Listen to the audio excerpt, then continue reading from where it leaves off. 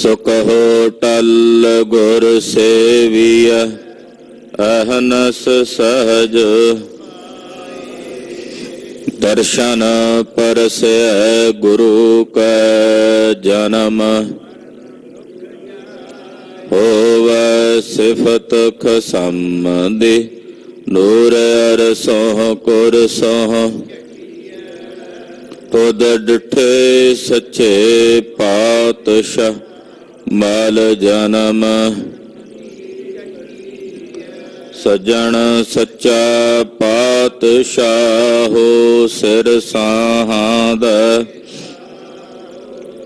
जिस पास बैठया सोहिया सबना दा वेसाहो। सतनाम श्री वाहिगुरु साहिब जी। श्लोक महला दूजा।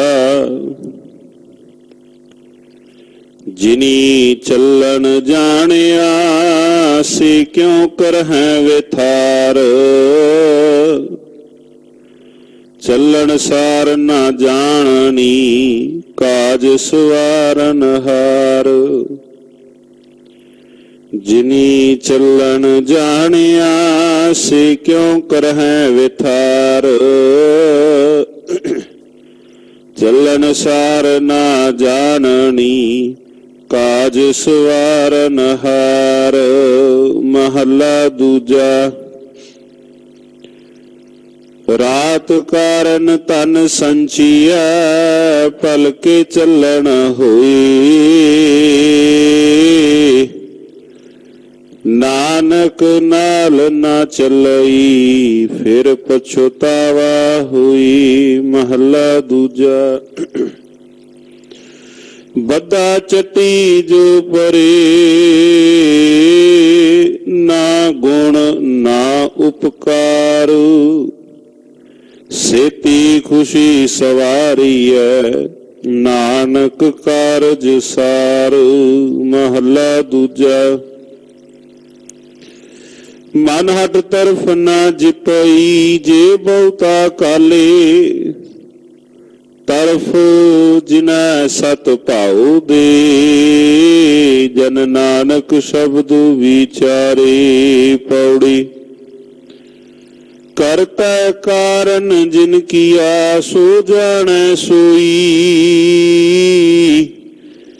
आपे श्रेष्ठ पाइयाना आपे फुन गोई। जुग चारे सब भावत की किन कीमत हुई। सतगुर एक विखालिया मन तन सुख हुई। गुरमुख सदा सलाहिया करता करे सो होई। सतगुर एक विखालिया मन तन सुख होई। गुरमुख सदा सलाहिया करता करे सो होई। वाहिगुरु जी का खालसा वाहिगुरु जी की फतेह। एक उत्तम पंथ सुनो गुर संगत। तेहे मिलंत जम त्रास मिटाई। पतत पावन भगत वत्सल कृपा निधान अनाथ नाथ जगत गुरु श्री गुरु ग्रंथ साहिब जी पाक पातशाह दे पावन पवित्र चरणां च अमृत वेले दे सजे हुए सचखंड दीवाना च एकत्र हुई। गुरु का खास रूप गुरु खालसा साध संगत जीओ तंता दे पात्र हो। आप दे जीवन दियां कुछ घड़ियां सवास सतगुरु जी दे लेखे ला के सफला कर रहे। दयानंद स्वामी जी ने अमृत वेले ਜੋ ਅੱਜ ਦੇ ਪਾਵਨ ਪਵਿੱਤਰ ਸ਼ਬਦ ਦੀ ਦਾਤ ਸਾਨੂੰ ਸਾਰਿਆਂ ਨੂੰ ਬਖਸ਼ਿਸ਼ ਕੀਤੀ ਹੈ। ਆਓ ਕੁਝ ਸਮੇਂ ਲਈ ਸੁਰਤੀਆਂ ਬਿਰਤੀਆਂ ਨੂੰ ਇਕਾਗਰ ਕਰਕੇ ਗੁਰਦੇਵ ਦੇ ਪਾਵਨ ਪਵਿੱਤਰ ਸ਼ਬਦ ਨੂੰ ਵਿਚਾਰੀਏ। ਸੋਹੀ ਦੀਵਾਰ ਚੋਂ ਅੱਜ ਦਾ ਇਹ ਪਾਵਨ ਪਵਿੱਤਰ ਸ਼ਬਦ ਸਾਨੂੰ ਪ੍ਰਾਪਤ ਹੋਇਆ। ਸ਼ਲੋਕ ਦੂਸਰੇ ਪਾਤਸ਼ਾਹ ਜੀ ਮਹਾਰਾਜ ਧੰਨ ਸ੍ਰੀ ਗੁਰੂ ਅੰਗਦ ਦੇਵ ਸਾਹਿਬ ਜੀ ਉਚਾਰਨ ਕਰ ਰਹੇ ਨੇ ਔਰ ਪੌੜੀ ਤੀਸਰੇ ਪਾਤਸ਼ਾਹ ਜਗਤ ਗੁਰੂ ਸ੍ਰੀ ਗੁਰੂ ਅਮਰਦਾਸ ਸਾਹਿਬ ਜੀ ਉਚਾਰਨ ਕਰ ਰਹੇ ਨੇ। ਵੈਰਾਗ ਜਨਿਆ ਉਪਦੇਸ਼ ਧੰਨ ਸ੍ਰੀ ਗੁਰੂ ਅੰਗਦ ਦੇਵ ਸਾਹਿਬ ਬਖਸ਼ਿਸ਼ ਕਰਦੇ ਨੇ।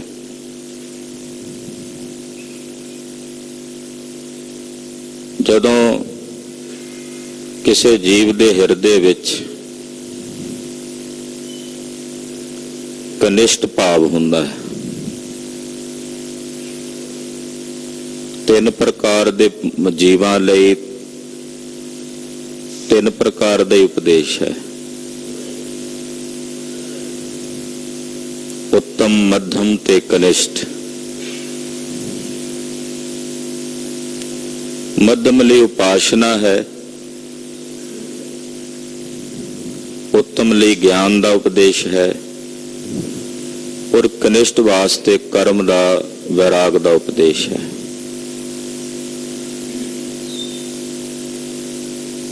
ਕਨਿਸ਼ਟ ਕੌਣ ਹੈ? ਜਿਸ ਅੰਦਰ ਪਕੜ ਬਣੀ ਹੋਈ ਹੈ, ਜਿਸ ਅੰਦਰ ਤਿਆਗ ਦੀ ਬਿਰਤੀ ਨਹੀਂ,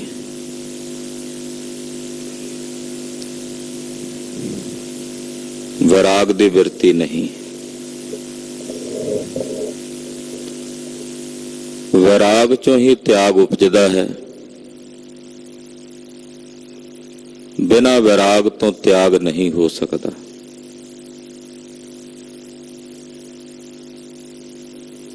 ਤਿਆਗ ਦਾ ਪ੍ਰਯੋਜਨ ਜੋ ਗੁਰਮਤਿ ਦੇ ਵਿੱਚ ਸਤਿਗੁਰਾਂ ਨੇ ਸਾਨੂੰ ਸਮਝਾਇਆ,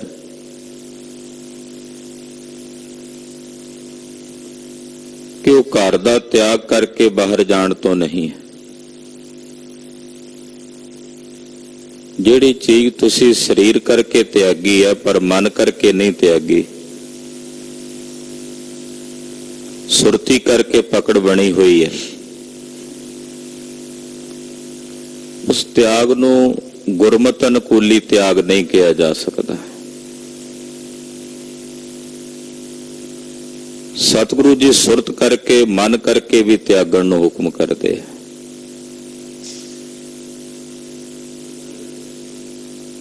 ਪਰ ਉਹ ਮਨ ਕਰਕੇ, ਸੁਰਤ ਕਰਕੇ ਤਿਆਗ ਤਦੇ ਸੰਭਵ ਹੈ ਜੇ ਹਿਰਦੇ 'ਚ ਵੈਰਾਗ ਹੈ। ਇਸ ਕਰਕੇ ਗੁਰੂ ਪਾਤਸ਼ਾਹ ਦੇ ਬਹੁਤ ਸਾਰੇ ਅੰਮ੍ਰਿਤ ਬਚਨ ਉਹ ਵੈਰਾਗ ਜਨਿਆ ਬਚਨ ਨੇ, ਇਹਨਾਂ ਦੁਆਰਾ ਹਿਰਦੇ 'ਚ ਵੈਰਾਗ ਉਪਜਦਾ। ਅੱਜ ਦਾ ਜੋ ਪਾਵਨ ਸ਼ਬਦ ਸਤਿਗੁਰੂ ਜੀ ਨੇ ਬਖਸ਼ਿਸ਼ ਕੀਤਾ, ਇਹ ਵੈਰਾਗ ਜਨਿਆ ਸ਼ਬਦ ਹੈ। ਸ੍ਰੀ ਗੁਰੂ ਗ੍ਰੰਥ ਸਾਹਿਬ ਜੀ ਮਹਾਰਾਜ ਜੀ ਦੇ 787 ਅੰਗ ਤੇ ਪਾਵਨ ਸ਼ਬਦ ਪ੍ਰਾਰੰਭ ਹੋ ਰਿਹਾ ਹੈ। ਸੋਹੀ ਦੀਵਾਰ ਹੈ। ਆਓ ਮਨ ਬਿਰਤੀਆਂ ਦੂਸਰੇ ਪਾਤਸ਼ਾਹ ਤ੍ਰੇਹਣ ਕੁਲ ਸਿਰਮੌਰ ਬਾਬਾ ਫੇਰੂ ਨੰਦਨ ਜੀ ਜਗਤ ਗੁਰੂ ਸ੍ਰੀ ਗੁਰੂ ਅੰਗਦ ਦੇਵ ਸਾਹਿਬ ਜੀ ਦੇ ਚਰਨਾਂ ਨਾਲ ਜੋੜੀਏ। ਇਕਾਗਰਤਾ ਬਣਾਓ ਤੇ ਆਖੋ ਜੀ ਸਤਨਾਮ ਸ੍ਰੀ ਵਾਹਿਗੁਰੂ ਸਾਹਿਬ ਜੀ। ਸਤਨਾਮ ਵਾਹਿਗੁਰੂ ਸਾਹਿਬ ਜੀ। ਸ਼ਲੋਕ ਮਹਲਾ ਦੂਜਾ। ਜਿਨੀ ਚੱਲਣ ਜਾਣਿਆ ਸੇ ਕਿਉ ਕਰੈ ਵਿਥਾਰੂ। ਜਿਨ੍ਹਾਂ ਨੇ ਜਾਣ ਲਿਆ ਹੈ ਕਿ ਅਸੀਂ ਇਹ ਸੰਸਾਰ ਤੋਂ ਚਲੇ ਜਾਣਾ। ਜਾਣਦੇ ਤਾਂ ਸਾਰੇ ਨੇ, ਪਰ ਇੱਥੇ ਜਾਣ ਲਿਆ ਦਾ ਮਤਲਬ ਹੈ ਜਿਨ੍ਹਾਂ ਨੇ ਆਪਣੇ ਹਿਰਦੇ 'ਚ ਇਸ ਗੱਲ ਨੂੰ ਪਰਪੱਕ ਕਰ ਲਿਆ। ਇੱਕ ਹੁੰਦਾ ਵੀ ਜਾਣਕਾਰੀ ਹੈ, ਪਰ ਇੱਕ ਜਾਣਕਾਰੀ ਨੂੰ ਪੂਰਨ ਤੌਰ ਤੇ ਪੱਕਿਆਂ ਕਰ ਲੈਣਾ, ਦੋ ਵੱਖੋ ਵੱਖਰੀਆਂ ਖੇਡਾਂ ਨੇ। ਇੱਕ ਪਤਾ ਹੋਣਾ, ਇੱਕ ਪਤਾ ਹੋਣ ਤੋਂ ਬਾਅਦ ਉਹਦੇ ਅਨੁਸਾਰ ਆਪਣੇ ਆਪ ਨੂੰ ਢਾਲ ਲੈਣਾ।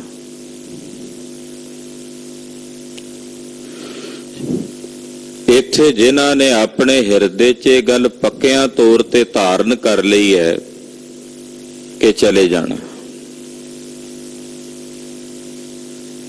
ਸੰਗ ਚਲਤ ਹੈ ਹਮ ਭੀ ਚਲਨਾ। ਬਚਪਨ ਤੋਂ ਲੈ ਕੇ ਜਿਸ ਉਮਰ ਤੱਕ ਅਸੀਂ ਹੁਣ ਪਹੁੰਚੇ ਹਾਂ, ਇਸ ਉਮਰ ਤੱਕ ਆਉਂਦਿਆਂ ਆਉਂਦਿਆਂ ਕਿਤਨੇ ਐਸੇ ਸਨੇਹੀ, ਕਿਤਨੇ ਐਸੇ ਸੰਗੀ, ਕਿਤਨੇ ਐਸੇ ਮਿੱਤਰ, ਕਦੇ ਸੁਰਤ ਨੂੰ ਸੂਖਸ਼ਮ ਕਰਕੇ ਉਹਨਾਂ ਸਾਰਿਆਂ ਦੀ ਵਿਚਾਰ ਕਰਕੇ ਵੇਖੀਏ ਕਿ ਕਿਤਨੇ ਕੁ ਚਲੇ ਗਏ।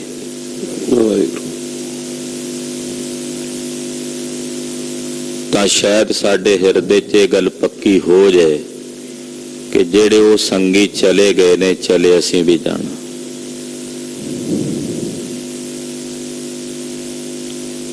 ਕਈ ਵਾਰ ਸਾਡੇ ਸਮਾਗਮਾਂ ਦੀਆਂ, ਘਰਾਂ ਦੇ ਪ੍ਰੋਗਰਾਮਾਂ ਦੀਆਂ, ਵਿਆਹ ਸ਼ਾਦੀਆਂ ਦੀਆਂ ਮੂਵੀਆਂ ਹੁੰਦੀਆਂ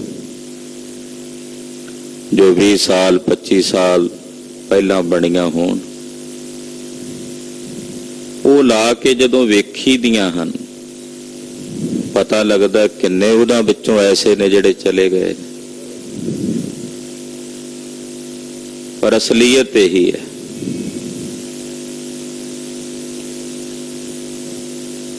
ਉਹ ਗੱਲ ਸਾਡੇ ਹਿਰਦੇ ਵਿੱਚ ਪੱਕੀ ਨਹੀਂ ਨਾ ਹੁੰਦੀ। ਭਗਤ ਰਵਿਦਾਸ ਜੀ ਦੇ ਹਿਰਦੇ 'ਚ ਪੱਕੀ ਹੋਈ ਤਾਂ ਉਹਨਾਂ ਨੇ ਆਖਿਆ ਬਈ ਸੰਗੀ ਚਲੇ ਗਏ ਨੇ, ਅਸੀਂ ਵੀ ਚਲੇ ਜਾਣਾ। ਸੰਗ ਚਲਤ ਹੈ ਹਮ ਭੀ ਚਲਨਾ, ਦੂਰ ਗਵਨ ਸਿਰ ਉੱਪਰ ਮਰਨਾ। ਇੱਕ ਚੱਲੇ ਇੱਕ ਚੱਲ ਗਏ, ਰਹਿੰਦੇ ਭੀ ਫੁੱਨ ਜਾਏ। ਜਦੋਂ ਇਹ ਗੱਲ ਜਾਣ ਲਈ ਕਿਸੇ ਨੇ, ਪਰਪੱਕ ਕਰ ਲਈ ਹਿਰਦੇ 'ਚ, ਫਿਰ ਉਹ ਆਪਣਾ ਵਿਸਥਾਰ ਨਹੀਂ ਕਰਦੇ, ਆਪਣਾ ਖਲਾਰਾ ਨਹੀਂ ਖਿਲਾਰਦੇ। ਆਪਾਂ ਸਫ਼ਰ ਤੇ ਨਿਕਲੇ ਹੋਈਏ, ਇੱਕ ਅੱਧੀ ਰਾਤ ਕਿਸੇ ਸਰਾਂ ਵਿੱਚ, ਕਿਸੇ ਕਮਰੇ ਵਿੱਚ ਅਸੀਂ ਠਹਿਰਨਾ ਹੋਵੇ ਤੇ ਬੈਗ ਸਾਡੇ ਕੋਲ ਹੁੰਦਾ, ਅਸੀਂ ਤਕਰੀਬਨ ਉਹ ਚੀਜ਼ ਉਹਦੇ ਚੋਂ ਕੱਢਦੇ ਹਾਂ ਜਿਹਦੀ ਲੋੜ ਹੁੰਦੀ ਹੈ। ਇਹ ਨਹੀਂ ਕਿ ਜੇ ਬੈਗ ਦੇ ਵਿੱਚ 8-10 ਸੂਟ ਨੇ ਆਪਾਂ ਸਾਰੇ ਖਿਲਾਰ ਦਿੰਦੇ ਹਾਂ, ਪਤਾ ਵੀ ਸਵੇਰੇ ਜਾਣਾ, ਇਕੱਠੇ ਕਰਨੇ ਪੈਣੇ। ਉਨੀ ਕੁ ਵਸਤੂ ਉਹਦੇ ਵਿੱਚੋਂ ਕੱਢਦੇ ਹਾਂ ਜਿੰਨੀ ਕਿ ਰਾਤ ਵਿੱਚ ਸਾਨੂੰ ਲੋੜ ਹੁੰਦੀ ਹੈ, ਜ਼ਰੂਰਤ ਹੁੰਦੀ ਹੈ, ਕਿਉਂਕਿ ਪਤਾ ਹੈ ਕਿ ਸਵੇਰੇ ਭਲਕੇ ਇੱਥੋਂ ਚਲੇ ਜਾਣਾ।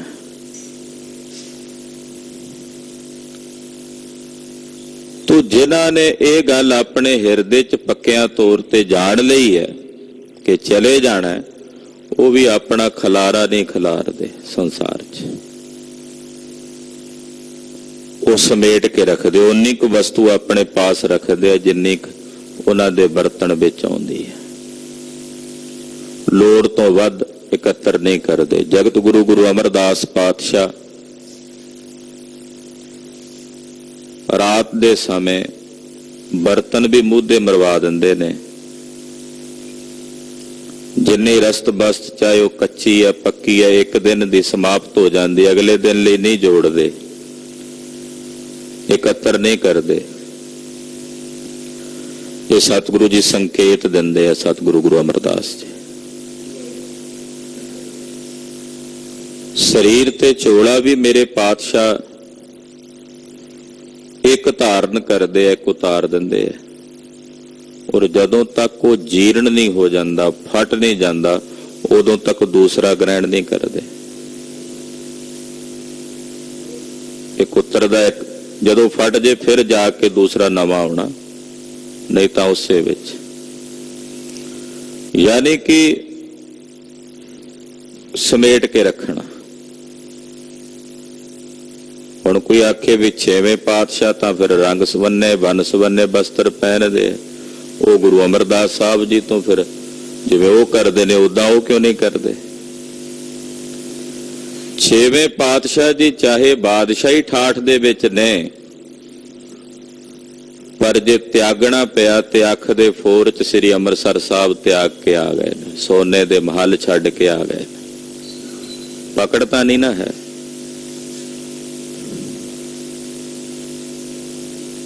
ਹਿਰਦੇ ਵਿੱਚ ਪਕੜ ਨਹੀਂ। ਜਿਨ੍ਹਾਂ ਨੇ ਜਾਣ ਲਿਆ ਚਲੇ ਜਾਣਾ, ਉਹ ਆਪਣਾ ਬਹੁਤ ਜ਼ਿਆਦਾ ਵਿਥਾਰ ਨਹੀਂ ਕਰਦੇ, ਕਿਉਂਕਿ ਜਿਤਨਾ ਵਿਥਾਰ ਕਰਨਗੇ ਸੁਰਤੀ ਉਨੀ ਜ਼ਿਆਦਾ ਖਿੰਡਾਵ ਚ ਆਵੇਗੀ। ਉਹ ਫਲਾਣੀ ਥਾਂ ਤੇ ਉਹ ਕੰਮ ਹੁੰਦਾ, ਉੱਥੇ ਵੀ ਧਿਆਨ ਹੈ, ਫਲਾਣੀ ਤੇ ਉਹ ਕੰਮ ਕਰਨਾ, ਉੱਥੇ ਵੀ ਧਿਆਨ ਹੁੰਦਾ ਹੈ, ਅਮਕੀ ਜਗ੍ਹਾ ਤੇ ਆਹ ਸੀ, ਉੱਥੇ ਆਹ ਸੀ, ਉੱਥੇ ਆਹ ਸੀ।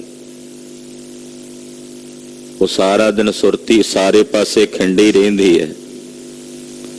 ਉਹਨੂੰ ਸਮੇਟ ਸਕਣਾ, ਇਕਾਗਰ ਕਰ ਸਕਣਾ ਬੜਾ ਔਖਾ ਹੋ ਜਾਂਦਾ। ਜਿੰਨਾ ਵਿਥਾਰ ਫੈਲੇਗਾ ਸੁਰਤੀ ਦਾ ਖੰਡਾਵ ਵੀ ਉਨਾ ਹੀ ਵੱਧ ਹੋਵੇਗਾ। ਇਹ ਤਾਂ ਕੋਈ ਵਿਰਲਾ ਗੁਰੂ ਦਾ ਪਿਆਰਾ ਉਸ ਵਿਥਾਰ ਵਿੱਚ ਆਪਣੀ ਸੁਰਤ ਨੂੰ ਇਕਾਗਰ ਰੱਖ ਸਕੇ ਤਾਂ ਰੱਖ ਸਕੇ, ਵਰਨਾ ਸਾਧਕ ਲਈ ਔਖਾ ਹੋ ਜਾਂਦਾ, ਕਠਿਨ ਹੋ ਜਾਂਦਾ। ਉਹਦਾ ਧਿਆਨ ਉੱਥੇ।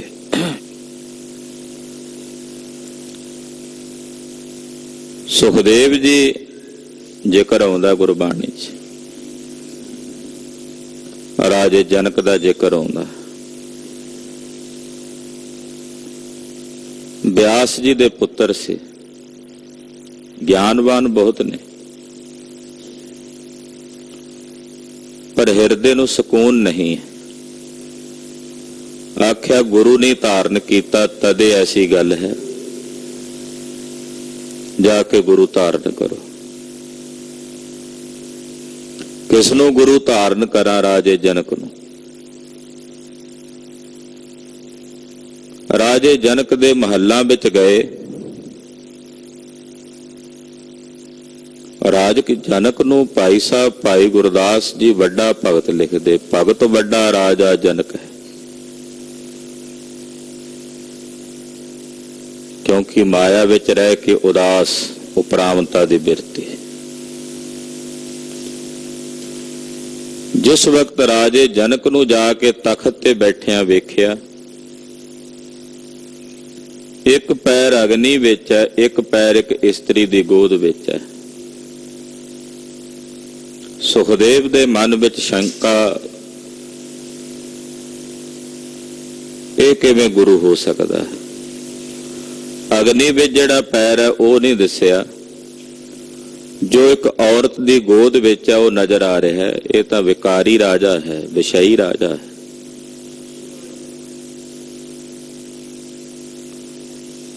ਬੈਠ ਗਿਆ। ਪਿਓ ਨੇ ਭੇਜਿਆ ਸੀ।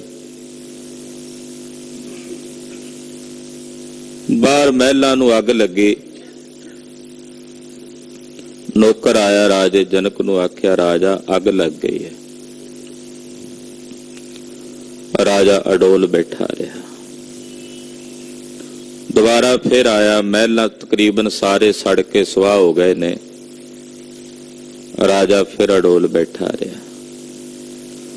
ਤੀਜੀ ਵਾਰ ਫਿਰ ਆਇਆ, ਕਹਿੰਦਾ ਜੀ ਅੱਗ ਦਰਵਾਜ਼ੇ ਤੱਕ ਆ ਗਈ ਹੈ, ਡਿਉੜੀ ਤੱਕ ਆ ਗਈ ਹੈ। ਸੁਖਦੇਵ ਉੱਠ ਕੇ ਭੱਜਣ ਲੱਗਾ ਕਿ ਮੇਰੀ ਤਾਂ ਉੱਥੇ ਪੋਟਲੀ ਪਈ ਹੈ, ਮੇਰਾ ਉਹਦੇ ਵਿੱਚ ਕੱਪੜੇ ਨੇ, ਬਸਤਰ ਨੇ। ਰਾਜਾ ਜਨਕ ਜੀ ਨੇ ਆਵਾਜ਼ ਮਾਰੀ, ਕਿੱਥੇ ਤੇ ਭੱਜਣ ਲੱਗਾ? ਕਹਿੰਦਾ ਜੀ ਬਾਹਰ ਪੋਟਲੀ ਪਈ, ਕਿਤੇ ਉਹ ਨਾ ਸੜ ਜਾਏ। ਆਖਿਆ ਗਿਆਨੀ ਜੀ, ਸੁਖਦੇਵ ਗਿਆਨੀ ਸੀ ਨਾ, ਮੇਰਾ ਸਾਰਾ ਮਹਿਲ ਸੜ ਗਿਆ, ਮੈਂ ਅਡੋਲ ਬੈਠਾ, ਤੇਰੀ ਉਹ 10 ਪੈਸਿਆਂ ਦੀ ਪੋਟਲੀ ਨਹੀਂ, ਉਹਨੂੰ ਬਚਾਉਣ ਲਈ ਦੌੜ ਚੱਲਿਆ। ਉੱਥੇ ਮਨ ਦਾ ਹੰਕਾਰ ਟੁੱਟ ਗਿਆ। ਪਕੜ ਜ਼ਰੂਰੀ ਨਹੀਂ ਕਿ ਲੱਖਾਂ ਦੇ ਮਹਿਲਾਂ ਨਾਲ ਹੋ ਸਕਦੀ ਹੈ, ਉਹ 10 ਪੈਸੇ ਦੀ ਪੋਟਲੀ ਨਾਲ ਵੀ ਹੋ ਸਕਦੀ ਹੈ।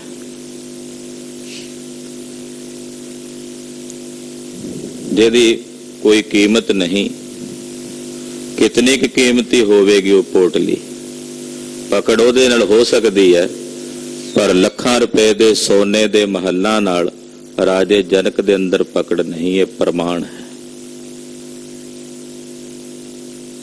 ਜੇ ਪਕੜ ਹੋਵੇਗੀ ਫਿਰ ਧਿਆਨ ਉੱਥੇ ਹੀ ਰਹੇਗਾ, ਫਿਰ ਸੁਰਤ ਉੱਥੇ ਹੀ ਰਹੇਗੀ। ਇਸ ਕਰਕੇ ਸਾਧਕ ਉਹ ਆਪਣਾ ਖਲਾਰਾ ਨਹੀਂ ਖਿਲਾਰਦੇ ਬਹੁਤਾ। ਹਾਂਜੀ। ਚੱਲਣ ਸਾਰ ਨ ਜਾਣਨੀ, ਕਾਜ ਸਵਾਰਨ ਹਾਰੂ। ਜਿਨ੍ਹਾਂ ਨੇ ਚੱਲਣ ਦੀ ਸਾਰ ਨਹੀਂ ਜਾਣੀ, ਜਿਨ੍ਹਾਂ ਨੂੰ ਇਹ ਭੁੱਲ ਗਿਆ ਵੀ ਅਸੀਂ ਚਲੇ ਜਾਣਾ, ਉਹਨਾਂ ਦਾ ਯਤਨ ਹੁੰਦਾ ਵੀ ਆਪਣੇ ਜਿਹੜੇ ਦੁਨਿਆਵੀ ਕੰਮ ਨੇ ਵੀ ਕਰ ਲਈਏ, ਵੀ ਕਰ ਲਈਏ, ਕਿਤੇ ਆ ਨਾ ਰਹਿ ਜੇ, ਆ ਨਾ ਰਹਿ ਜੇ। ਜਿਹੜਾ ਕੰਮ ਕਰਨ ਵਾਲਾ ਉਹਨਾਂ ਨੂੰ ਭੁੱਲਿਆ ਹੋਇਆ, ਨਿਤਨੇਮ ਭੁੱਲਿਆ ਹੋਇਆ, ਸਿਮਰਨ ਭੁੱਲਿਆ ਹੋਇਆ, ਗੁਰਬਾਣੀ ਭੁੱਲੀ ਹੋਈ ਹੈ, ਕੰਮ ਚੇਤੇ ਨੇ ਵੀ ਇਹ ਨਾ ਰਹਿ ਜੇ, ਕਿਤੇ ਵੀ ਕਰ ਲਾ। ਕਿਉਂਕਿ ਉਹਨਾਂ ਨੂੰ ਚੱਲਣ ਦੀ ਸਾਰ ਨਹੀਂ ਪਤਾ। ਉਹ ਆਪਣੇ ਸੰਸਾਰ ਦੇ ਜਿਹੜੇ ਕੰਮ ਨੇ, ਦੁਨਿਆਵੀ ਕੰਮ ਨੇ, ਉਹਨਾਂ ਕੰਮਾਂ ਨੂੰ ਸਵਾਰਨ ਵਾਸਤੇ ਯਤਨਸ਼ੀਲ ਰਹਿੰਦੇ ਨੇ। ਇਹ ਵੀ ਕਰ ਲਾਂ, ਇਹ ਵੀ ਕਰ ਲਾਂ। ਉਹਨਾਂ ਅੰਦਰ ਇਹ ਬਿਰਤੀ ਨਹੀਂ ਹੁੰਦੀ ਵੀ ਮੈਂ ਨਿਤਨੇਮ ਵੀ ਕਰ ਲਾਂ, ਇਹ ਕੰਮ ਵੀ ਹੁੰਦੇ ਰਹਿਣੇ ਆ ਸੰਸਾਰ ਦੇ। ਇਹ ਮੇਰੇ ਜਨਮ ਤੋਂ ਪਹਿਲਾਂ ਵੀ ਹੋ ਰਹੇ ਸੀ, ਮਰਨ ਤੋਂ ਬਾਅਦ ਵੀ ਹੁੰਦੇ ਰਹਿਣੇ ਆ। ਇਹ ਥੋੜੇ ਰੁਕਦੇ ਆ। ਪਰ ਜਿਹੜਾ ਕੰਮ ਮੈਂ ਕਰਨ ਆਇਆ ਉਹ ਤਾਂ ਕਰ ਲਵਾਂ, ਪਰ ਮਨਮੁਖ ਦਾ ਧਿਆਨ ਉੱਥੇ ਨਹੀਂ ਹੁੰਦਾ। ਹਾਂਜੀ। ਮਹੱਲਾ ਦੂਜਾ। ਰਾਤ ਕਾਰਨ ਤਨ ਸੰਚੀਐ, ਭਲਕੇ ਚੱਲਣ ਹੋਏ। ਇੱਕ ਰਾਤ ਵਾਸਤੇ ਬੰਦਾ ਧਨ ਇਕੱਤਰ ਕਰਦਾ। ਰਹਿਣਾ ਕਿੰਨਾ ਸਮਾਂ? ਇੱਕ ਰਾਤ। ਇੱਕ ਰਾਤ ਲਈ ਧਨ ਸੰਚਦਾ, ਇਕੱਤਰ ਕਰਦਾ ਹੈ। ਕਾਲ ਰੂਪੀ ਦਿਨ ਚੜ੍ਹਦਾ ਹੈ, ਜ਼ਿੰਦਗੀ ਬੀਤਦੀ ਹੈ ਤੇ ਸਵੇਰੇ ਉੱਠ ਕੇ ਚੱਲਣਾ ਹੋ ਜਾਂਦਾ। ਜੋ ਇੱਕ ਰਾਤ ਲਈ ਇਕੱਤਰ ਕੀਤਾ ਸੀ ਉੱਥੇ ਹੀ ਰਹਿ ਗਿਆ, ਧਰਿਆ ਧਰਾਇਆ। ਕਾਲ ਆਇਆ ਤੇ ਇਹਦਾ ਚਲਾਣਾ ਹੋ ਗਿਆ। ਨਾਨਕ ਨਾਲ ਨਾ ਚੱਲਈ, ਫਿਰ ਪਛਤਾਵਾ ਹੋਏ। ਪਾਤਸ਼ਾਹ ਕਹਿੰਦੇ ਜਦੋਂ ਇਹ ਚੱਲਿਆ ਸਵੇਰੇ, ਜੋ ਇੱਕ ਰਾਤ ਲਈ ਜ਼ਿੰਦਗੀ ਲਈ ਇਕੱਤਰ ਕੀਤਾ ਸੀ ਉਹਦੇ ਵਿੱਚੋਂ ਕੁਝ ਵੀ ਨਾਲ ਨਹੀਂ ਚੱਲਿਆ ਤੇ ਫਿਰ ਹੁਣ ਮਨ 'ਚ ਪਛਤਾਵਾ ਹੀ ਲੈ ਕੇ ਚੱਲਿਆ। ਓਹੋ, ਸਾਰੀ ਜ਼ਿੰਦਗੀ ਇਸ ਨੂੰ ਇਕੱਤਰ ਕੀਤਾ, ਹੁਣ ਇੱਥੇ ਹੀ ਰਹਿ ਚੱਲਿਆ। ਫਿਰ ਪਛਤਾਵਾ ਹੀ ਹੁੰਦਾ ਮਨ 'ਚ। ਸੋਚਿਆ ਸੀ ਖਾਵਾਂਗੇ, ਹੰਡਾਵਾਂਗੇ, ਹੁਣ ਇਕੱਠਾ ਕਰ ਲਈਏ, ਹੁਣ ਛੱਡ ਕੇ ਜਾ ਰਿਹਾ। ਨਸੀਹਤਨਾਮੇ 'ਚ ਮੇਰੇ ਪਾਤਸ਼ਾਹ ਰਾਜੇ ਕਾਰੂ ਨੂੰ ਕਹਿੰਦੇ ਆ, ਸਾਹਿਬ ਕਹਿੰਦੇ ਦਮੜਾ ਤਿਸੀ ਕਾ ਜੋ ਖਰਚਾ ਅਰਖਾਵ ਹੈ। ਦਮੜਾ ਤਿਸੀ ਕਾ ਜੋ ਖਰਚਾ ਅਰਖਾਵ ਹੈ। ਇਹ ਉਸੇ ਦਾ ਜਿਸ ਨੇ ਖਾ ਲਿਆ, ਖਰਚ ਲਿਆ, ਦਾਨ ਵਿੱਚ ਲਾ ਦਿੱਤਾ, ਕਿਸੇ ਭੁੱਖੇ ਨੂੰ ਰਜਾ ਦਿੱਤਾ। ਇਕੱਤਰ ਕੀਤਾ ਹੋਇਆ ਤਾਂ ਰਹਿ ਹੀ ਜਾਏਗਾ। ਇਸ ਦੇਸ਼ ਵਿੱਚ ਤਾਂ ਇਤਨੇ ਵੱਡੇ ਭਿਖਾਰੀ, ਕਰੋੜਾਂ ਰੁਪਈਆ ਮਰਨ ਤੋਂ ਬਾਅਦ ਉਹਨਾਂ ਦੀਆਂ ਝੋਲੀਆਂ ਚੋਂ ਨਿਕਲਿਆ। ਸਾਰੀ ਜ਼ਿੰਦਗੀ ਸੜਕ ਤੇ ਮੰਗਦਿਆਂ ਬੀਤ ਗਈ। ਮਰਿਆਂ ਦੀ ਲਾਸ਼ ਰੁੜਦੀ ਰਹੀ ਸੜਕਾਂ ਤੇ, ਜਦੋਂ ਕਿਸੇ ਦੇ ਹਵਾਲੇ ਲੱਗੀ ਤੇ ਕਰੋੜਾਂ ਰੁਪਈਆ ਉਹਨਾਂ ਦੀਆਂ ਜੇਬਾਂ ਚੋਂ ਨਿਕਲਿਆ। ਇਹ ਸਾਡੇ ਦੇਸ਼ ਦੀ ਪਰਿਸਥਿਤੀ ਹੈ।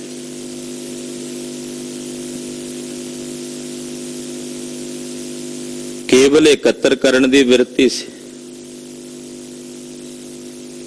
ਹੰਡਾਇਆ ਨਹੀਂ, ਇਕੱਤਰ ਕਰ ਦਿਆ। ਭਾਈ ਗੁਰਦਾਸ ਜੀ ਕਹਿੰਦੇ ਮਧੂਮੱਖੀ ਸੰਚਦੀ ਹੈ, ਇਕੱਤਰ ਕਰਦੀ ਹੈ, ਪਰ ਪੱਲੇ ਕੁਝ ਨਹੀਂ ਪੈਂਦਾ।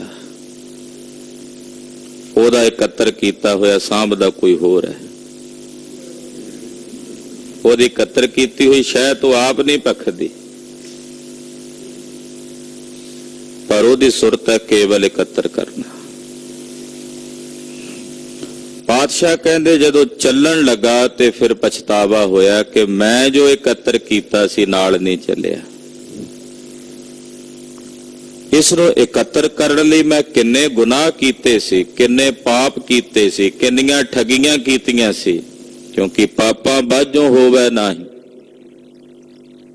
ਬਹੁਤ ਇਕੱਤਰ ਕਰਨਾ ਹੋਵੇ, ਬਹੁਤ ਜੋੜਨਾ ਹੋਵੇ ਤਾਂ ਬਹੁਤ ਇਕੱਤਰ ਕਰਨ ਲਈ, ਬਹੁਤ ਜੋੜਨ ਲਈ ਬਹੁਤ ਪਾਪ ਵੀ ਕਰਨੇ ਪੈਂਦੇ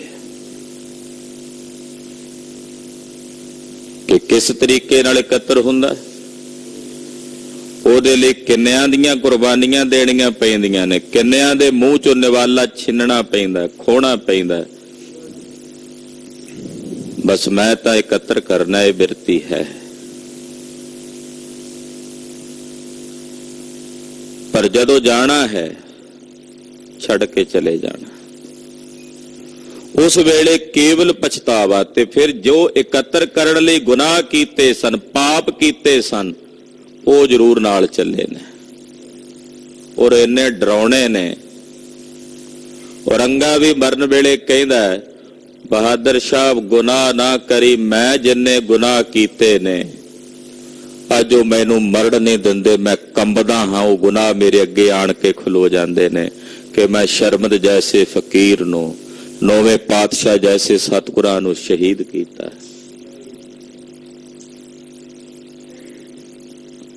ਉਹ ਗੁਨਾਹ ਫਿਰ ਆ ਕੇ ਸਾਹਮਣੇ ਖਲੋ, ਉਹ ਤਾਂ ਨਾਲ ਹੀ ਚੱਲਣੇ ਆ ਨਾ। ਹਾਂਜੀ। ਮਹੱਲਾ ਦੂਜਾ। ਪੱਦਾ ਚੱਟੀ ਜੋ ਪਰੇ, ਨਾ ਗੁਣ ਨਾ ਉਪਕਾਰ। ਕਹਿੰਦੇ ਜਦੋਂ ਬੱਧਾ ਚੱਟੀ ਭਰੀ ਜਾਂਦੀ, ਮੰਨ ਲਓ ਕਿਸੇ ਨੂੰ ਜੁਰਮਾਨਾ ਹੋ ਜਾਂਦਾ,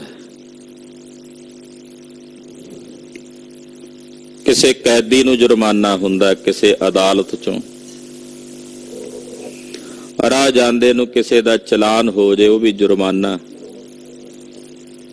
ਜਿਸ ਵੇਲੇ ਉਹ ਜੁਰਮਾਨਾ ਤਾਰਦਾ ਕੋਈ ਵੀ ਵਿਅਕਤੀ, ਉਹ ਬੱਧਾ ਚੱਟੀ ਹੁੰਦੀ ਹੈ, ਉਹਨੂੰ ਕਹਿੰਦੇ ਬੱਧਾ ਚੱਟੀ।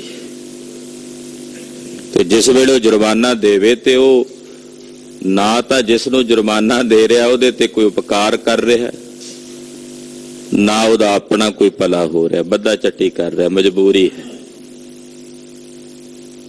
ਨਹੀਂ ਦਿੰਦਾ ਵਾਹਨ ਜ਼ਬਤ ਹੁੰਦਾ, ਨਹੀਂ ਦਿੰਦਾ ਜੁਰਮਾਨਾ ਤੇ ਸਜ਼ਾ ਵੱਧਦੀ ਹੈ ਵੀ ਜਾਂ 10,000 ਜੁਰਮਾਨਾ ਦੇ ਦੇ, ਨਹੀਂ ਤਾਂ 6 ਮਹੀਨੇ ਦੀ ਕੈਦ ਹੋਰ ਕੱਟਣੀ ਪੈਣੀ।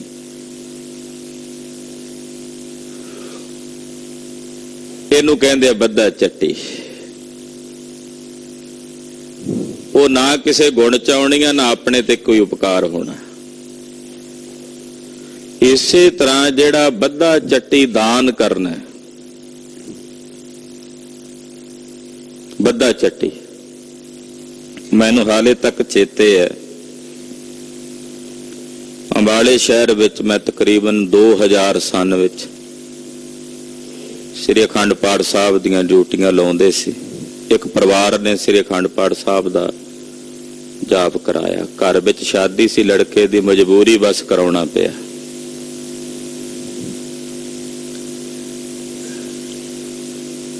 ਡਿਊਟੀ ਤੇ ਗਏ,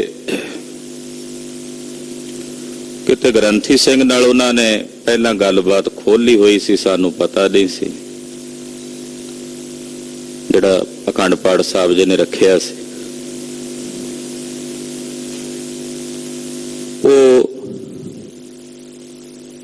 ਵੈਸੇ ਮੈਂ ਹੱਡ ਬੀਤੀ ਬਹੁਤ ਘੱਟ ਸੁਣਾਉਣਾ, ਪਰ ਇਹ ਬਚਨ ਚੇਤੇ ਆ ਗਿਆ ਅੱਜ।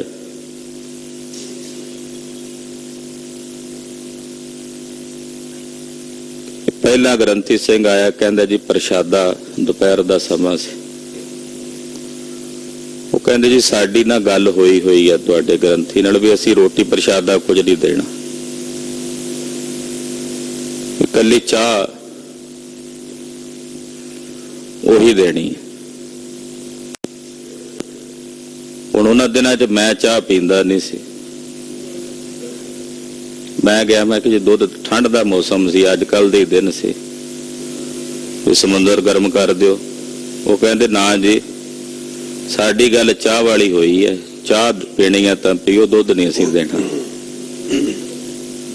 ਮੈਂ ਆਖਿਆ ਫਿਰ ਡਿਊਟੀ ਵਾਸਤੇ ਹੁਣ ਹੋਰ ਸੱਦ ਲਓ ਬੰਦਾ, ਮੈਂ ਚੱਲਿਆ। ਉਧਰ 2 ਘੰਟੇ ਪਹਿਲਾਂ ਹੋ ਗਏ ਸਨ, ਉਹਨੂੰ ਮਜਬੂਰੀ ਬਸ ਉਹਨਾਂ ਨੂੰ ਲਿਆਉਣਾ ਪਿਆ ਦੁੱਧ। ਰਾਤ ਦਾ ਸਮਾਂ ਹੋਇਆ ਤੇ 10 ਤੋਂ 12 ਵਜੇ ਤੱਕ ਮੇਰੀ ਡਿਊਟੀ। ਇੱਕ ਸਿੰਘ ਆਇਆ ਤਕਰੀਬਨ 10:30 ਵਜੇ। ਉਹਨੇ 12 ਵਜੇ ਮੇਰੇ ਨੂੰ ਛੱਡਣਾ ਸੀ, ਬੈਠਣਾ ਸੀ। ਉਹ ਆ ਕੇ ਲੇਟ ਗਿਆ। ਲੋਈ ਠੰਡ ਦਾ ਮੌਸਮ। ਉਹ ਕਹਿੰਦੇ ਇੱਥੇ ਘੰਟਾ ਕੁ ਆਰਾਮ ਕਰ ਲੈਣਾ, ਉੱਠ ਕੇ ਫਿਰ ਡਿਊਟੀ ਬਹਿ ਜਾਾਂਗੇ। ਉਹ ਕਹਿੰਦੇ ਨਾ ਜੀ, ਇੱਥੋਂ ਜਾਓ, ਅਸੀਂ ਇੱਥੇ ਸੌਣ ਦਾ ਕੋਈ ਪ੍ਰਬੰਧ ਨਹੀਂ ਕੀਤਾ, ਸਾਡੀ ਗੱਲ ਹੋਈ ਹੈ। ਉਹ ਕਹੇ ਵੀ ਮੈਂ ਤੁਹਾਡੇ ਕੋਲ ਕੋਈ ਮੰਜਾ ਬਿਸਤਰਾ ਨਹੀਂ ਮੰਗਦਾ, ਕੋਈ ਮੈਂ ਇੱਥੇ ਦਰਬਾਰ 'ਚ ਜਿੱਥੇ ਅਖੰਡ ਪਾਠ ਸਾਹਿਬ ਉੱਥੇ ਹੀ ਲੇਟ ਗਿਆ, ਵੀ ਇੱਥੇ ਮੈਂ ਆਪਣੀ ਲੋਈ ਹੈ ਮੇਰੇ ਕੋਲ। ਨਾ ਜੀ, ਉਹਨਾਂ ਨੇ, ਮੈਂ ਪਾਠ ਕਰਦਾ ਸੀ ਨਾਲੇ ਵੇਖੀ ਜਾਵਾਂ, ਉਹਨੂੰ ਜ਼ਬਰਦਸਤੀ ਉੱਥੋਂ ਉਠਾਇਆ, ਨਾਲ ਗੁਰਦੁਆਰਾ ਮੰਜੀ ਸਾਹਿਬ। ਉਹ 1 ਘੰਟਾ ਉੱਥੇ ਆਰਾਮ ਕਰਕੇ ਫਿਰ ਵਾਪਸ ਆਇਆ। ਹੁਣ ਉਹ ਬੱਧਾ ਚੱਟੀ ਸੀ, ਮਜਬੂਰੀ ਸੀ ਕਿ ਲੜਕੇ ਦਾ ਵਿਆਹ, ਅਖੰਡ ਪਾਠ ਨਾ ਕਰਾਇਆ, ਲੋਕ ਕੀ ਔਖਣਗੇ। ਹੁਣ ਉਹ ਕਿਸ ਉਪਕਾਰ 'ਚ ਗਿਣਿਆ ਜਾਏਗਾ। ਬਹੁਤ ਕੁਝ ਐਸਾ ਹੈ ਜਦੋਂ ਅਸੀਂ ਵੇਖਾ ਵੇਖੀ, ਜੇ ਆਹ ਮੰਜਾ ਬਿਸਤਰਾ ਮਰ ਗਿਆ, ਕੋਈ ਬੰਦਾ ਨਾ ਦਿੱਤਾ, ਆ ਰਜਾਈ ਤਲਾਈ ਨਾ ਦਿੱਤੀ, ਤੇ ਕਿਤੇ ਜਿਹੜਾ ਉਹ ਗਿਆ ਉਹ ਨਾ ਆ ਕੇ ਮੰਗਣ ਲੱਗ ਪਏ ਵਾਹਿਗੁਰੂ ਸੁਪਨੇ 'ਚ। ਮਨ ਨਹੀਂ ਮੰਨਦਾ ਹੁੰਦਾ, ਪਰ ਬੱਧਾ ਚੱਟੀ ਦਾਨ ਕੀਤਾ। ਹੁਣ ਉਹ ਬੱਧਾ ਚੱਟੀ ਜੋ ਭਰੀ ਹੈ, ਉਹ ਨਾ ਆਪਣੇ ਤੇ ਕੋਈ ਗੁਣ ਉਪਕਾਰ ਕੀਤਾ, ਨਾ ਉਹਦੇ ਤੇ ਕੋਈ ਗੁਣ ਉਪਕਾਰ ਕੀਤਾ, ਨਾ ਜਿਸ ਨੂੰ ਦਿੱਤਾ ਨਾ ਉਹਦੇ ਤੇ ਕੋਈ ਗੁਣ ਉਪਕਾਰ ਹੈ। ਜੋ ਬਿਸਤਰਾ ਦੇਣਗੇ ਵੀ ਤੇ ਉਹਦੇ 'ਚ ਧਾਗਾ ਨਹੀਂ ਪਾਉਂਦੇ ਰਜਾਈ ਤਲਾਈ 'ਚ। ਮੈਂ ਪੁੱਛਿਆ ਭਾਈ ਕਿਸੇ ਨੂੰ ਵੀ ਕਿਉਂ ਨਹੀਂ ਪਵਾਈਦਾ? ਉਹ ਰੂਹ ਤਾਂ ਵਿੱਚ ਇਕੱਠੀ ਹੋ ਜਾਂਦੀ ਹੈ ਜੇ ਕੋਈ ਰਜਾਈ ਤਲਾਈ ਵਿੱਚ ਧਾਗਾ ਨਾ ਪਾਇਆ ਹੋਵੇ। ਕਹਿੰਦੇ ਜੀ ਨਹੀਂ, ਏਦਾਂ ਹੀ ਵਿਧਾਨ ਹੈ ਦੇਣ ਦਾ। ਵੀ ਇਹ ਵਿਧਾਨ ਕਿਸ ਨੇ ਬਣਾਇਆ? ਜੇ ਦੇਣਾ ਵੀ ਹੈ ਕੋਈ ਬਿਸਤਰਾ ਚੱਜਦਾ ਦੇ ਦਿਓ, ਕਿਸੇ ਦੇ ਕੰਮ ਤਾਂ ਆਵੇ। ਇਦਾਂ ਦੀਆਂ ਬੱਧਾ ਚੱਟੀਆਂ ਬੜੀਆਂ ਨੇ ਜਿਹੜੀਆਂ ਸਾਡੇ ਸਮਾਜ ਵਿੱਚ ਭਰੀਆਂ ਜਾਂਦੀਆਂ। ਉਹ ਬੱਧਾ ਚੱਟੀ ਹੈ ਸਿਰਫ। ਔਰ ਉਹ ਬੱਧਾ ਚੱਟੀ ਗੁਰਦੇਵ ਇੱਥੇ ਫਰਮਾਨ ਕਰਦਿਆਂ ਕਹਿੰਦੇ, ਉਹ ਨਾ ਕਿਸੇ ਗੁਣ ਵਿੱਚ ਹੈ ਤੇ ਨਾ ਕਿਸੇ ਉਪਕਾਰ ਵਿੱਚ ਹੈ। ਇਹਦਾ ਨਾ ਕੋਈ ਗੁਣ ਤੇ ਨਾ ਕੋਈ ਉਪਕਾਰ ਹੈ। ਇਹ ਜੁਰਮਾਨਾ ਹੈ ਜਿਹੜਾ ਕਰ ਦਿੱਤਾ। ਰਾਹ ਵਿੱਚ ਰੈੱਡ ਬੱਤੀ ਕਰੋਸ ਕਰਨ ਦੇ ਉੱਤੇ ਚਲਾਨ ਕੱਟਿਆ ਗਿਆ, ਮਜਬੂਰੀ ਹੈ, ਹੁਣ ਦੇਣਾ ਪੈ ਰਿਹਾ। ਹੁਣ ਉਪਕਾਰ ਨਹੀਂ ਹੈ ਕੋਈ। ਤੋ ਬੱਧਾ ਚੱਟੀ ਦਾ ਸ਼ਬਦ ਪੰਕਤੀ ਕਿਤੇ ਵੀ ਲੱਗ ਸਕਦੀ ਹੈ। ਬੱਧਾ ਚੱਟੀ ਕਈ ਵਾਰੀ ਅਸੀਂ ਬਾਣੀ ਪੜ੍ਹਦੇ ਆ ਵੀ ਕਰ ਲੈਨੇ ਆ, ਚਲੋ ਬੱਧੇ ਰੁੱਧੇ ਕਰ ਲਈਏ ਇੱਕ ਪਾਠ ਜਪਜੀ ਸਾਹਿਬ ਦਾ, ਮਨ ਨਹੀਂ ਮੰਨਦਾ ਹੁੰਦਾ, ਕਰ ਲਈਏ। ਫਲਾਣੇ ਬਾਬਾ ਜੀ ਨੇ ਕਿਹਾ ਸੀ ਇਹ ਸ਼ਬਦ ਦਾ ਜਾਪ ਕਰੋਗੇ ਤਾਂ ਆਹ ਫਲ ਮਿਲੇਗਾ। ਬੱਧਾ ਚੱਟੀ ਕਰਤੇ ਰਹੇ ਹਾਂ, ਪਰ ਬਾਬੇ ਦੇ ਕਹਿਣ ਤੇ ਕਰ ਰਹੇ ਆ ਨਾ। ਆਪਣਾ ਮਨ ਰਜਾਮੰਦ ਨਹੀਂ ਹੈ। ਚਾਅ ਨਾਲ ਕਰੀਏ ਜਿਹੜਾ ਵੀ ਕੰਮ ਕਰਨਾ। ਦਾਨ ਕਰਨਾ ਤਾਂ ਚਾਅ ਨਾਲ, ਨਿਸ਼ਕਾਮ ਹੋ ਕੇ, ਫਿਰ ਉਹ ਬੱਧਾ ਚੱਟੀ ਨਹੀਂ ਹੈ। ਚਾਅ ਨਾਲ ਨਿਸ਼ਕਾਮ ਹੋ ਕੇ ਕੀਤਾ ਹੋਇਆ ਦਾਨ ਤੁਹਾਡੇ ਅੰਤਸ਼ਕਰਣ ਨੂੰ ਸ਼ੁੱਧ ਕਰਦਾ ਹੈ।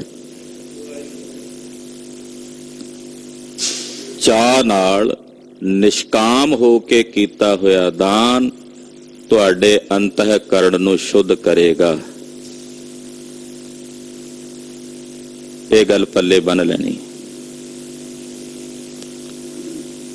ਤੋ ਗਰੀਬ ਨਵਾਜ਼ ਸਾਹਿਬ ਸੱਚੇ ਪਾਤਸ਼ਾਹ ਕਹਿੰਦੇ ਜੋ ਚਾਅ ਨਾਲ ਨਾ ਕੀਤਾ ਜਾਏ ਉਹ ਬੱਧਾ ਚੱਟੀ ਹੈ। ਹਾਂਜੀ।